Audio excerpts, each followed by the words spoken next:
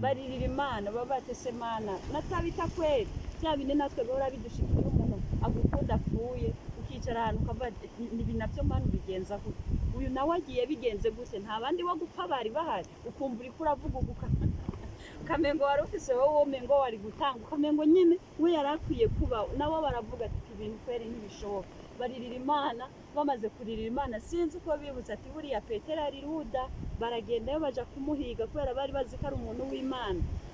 isengesho ryiwe rifise ico ryokora mu gihe nk'ico Yesu nashimwe baragenda bahiga Petero baramuzana bamaze kumushikana baramubwira ati uwacu yapfuye abona ukuntu bariko bararira Petero nawe aririra Imana aravuga ati uhoraho nawe no musi wiyubahisha maze Imana izura tabita Yesu nashimwe ikintu ushaka kuvuga ni iki hari ukuntu wewe iyo ukorera Imana ibyawe bidapfa kwibagira Yesu nashimwe ndakurahira iyo aja kuba ari umunyabyaha kumbure kumbura Imana yari kuvuga ati reka ndamuzure kubera ko agaruke yihane muga ndabizi neza aba bantu ntibari kuja guhiga Petero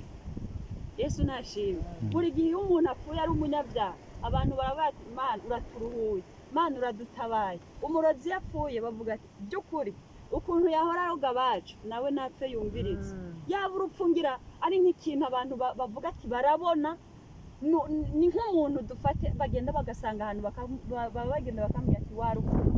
dukoreye ikintu gikomeye bakanarushikanira amashikano bakarubwira turadutabaye dupfuye ko uyu muntu yaraturemereye ariko kubera ko yari umuntu agira ubuntu bwinshi abantu bagize umwete wo gusenga baririra Imana ati